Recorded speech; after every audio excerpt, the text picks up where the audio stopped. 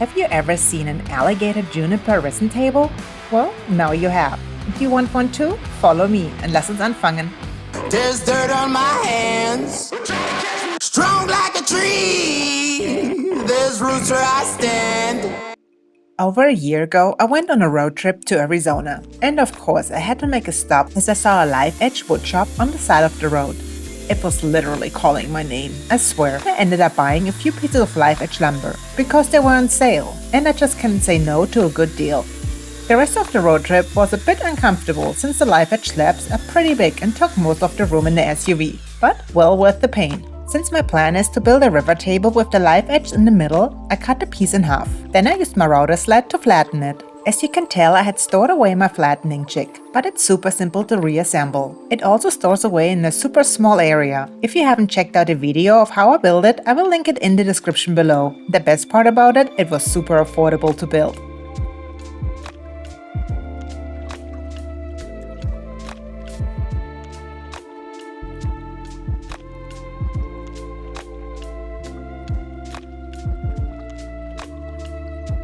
A few minutes later, I was ready to flatten the slab. And it's as easy as sliding the router back and forth. You wonder why I cut the alligator juniper in half before flattening? While the sled would have easily been able to take the width of the lumber, the table I currently have the router sled on is not wide enough. And I did not want to flatten it on the floor, so I just cut it in half beforehand.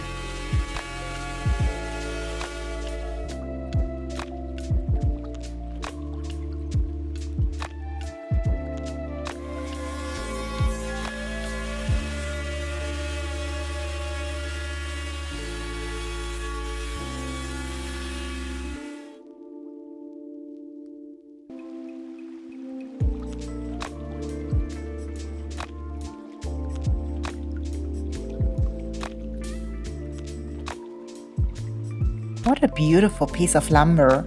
I love the live edge look it has, and I love the hole in the middle, it gives it more character. And I can fill it with resin. I set up the table to pour the resin on in my garage workshop. I laid it out the way I wanted it to look like, so I know where to add the tape. And then I decided different and moved the whole assembly into my craft room instead. The resin is going to take a few days to dry, and I cannot afford not to use my workshop for a few days. But I also don't want to get dust in the resin. So crafts room it is. Now the pieces are quite heavy, and that wasn't an easy task, especially for the larger slab.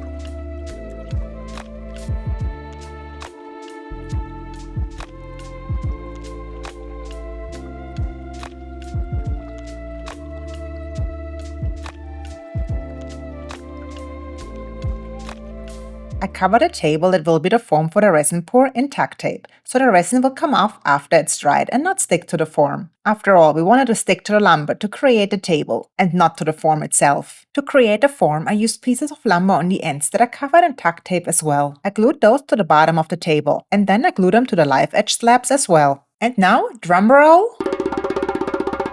I got a new resin brand that I'm working with. It's called Ultra Clear Epoxy. It's said to be the most advanced epoxy formula ever, with unmatched durability. Who wouldn't want that? Clarity? Check. Low odor? Check. Scratch resistant? Check. Zero walk?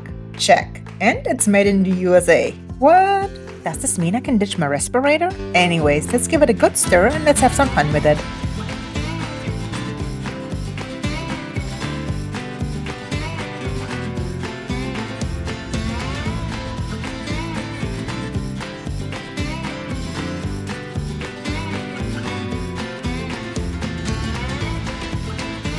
I added some beautiful mica powder because they sell some great colors as well. A little bit more mixy, and then let's skip to the good part, the resin pour.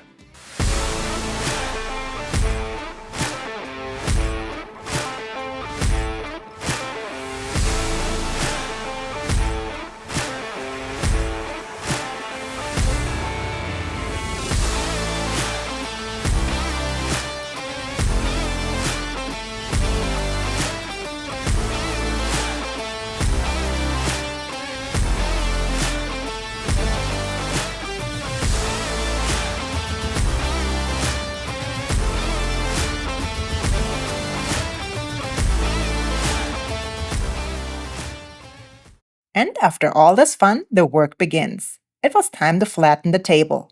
And while I just said the work begins, that wasn't really meant for me, since I used my CNC machine to do all the work for me. All I had to do was wait, and oh boy, was that a long wait, and I don't like waiting. But at least I don't have to flatten it by hand. The little luxuries in life.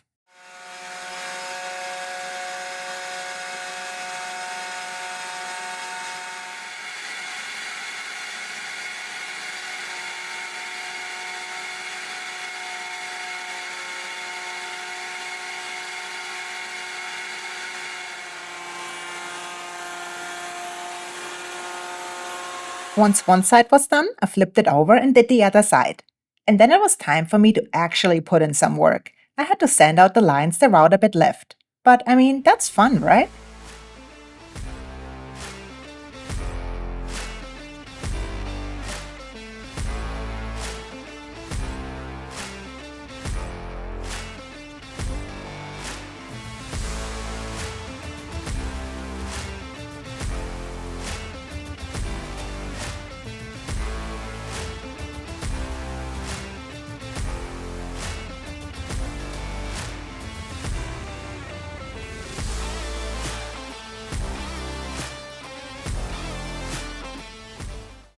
Once I sanded out all the lines, I cut the edges with my saw, and that's definitely one of the harder parts since I had to square up the table. I don't have one of those fancy plunge saws, so my small Makita had to do. I probably should have also worn a respirator, but you know how that goes. You always know better after the fact, so don't be a Monday morning quarterback. I already know. You do better.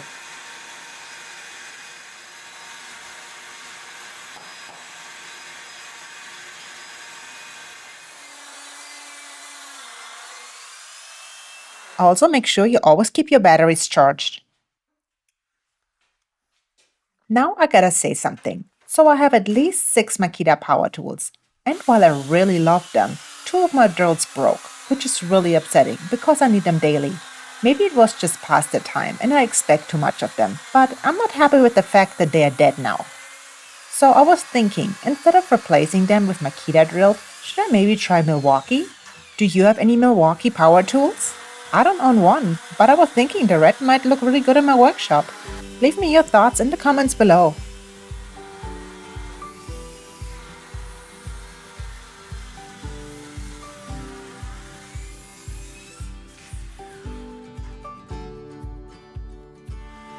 For the edges, I decided to chamfer them using my trim router.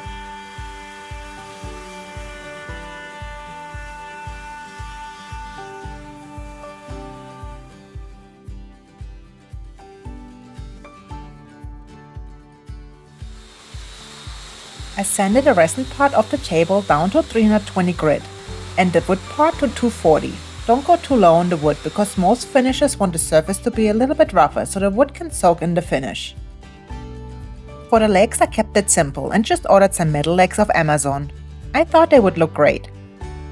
Place the legs about an inch from the sides onto the table and made sure they are equally spaced on both sides.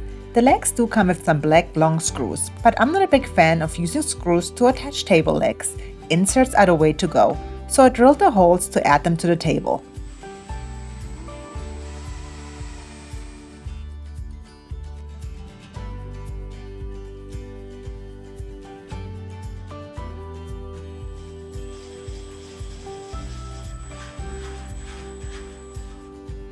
I applied the finish, let that dry a bit, and then buffed it. And we are fertig! And I'm in love! What do you think about this project? Do you like my new table? Please subscribe to my YouTube channel. Like, comment and subscribe. Also, if you can, please join my Patreon. It helps me create more YouTube videos. Thank you so much for watching and see you next Friday. Tschüss und auf Wiedersehen!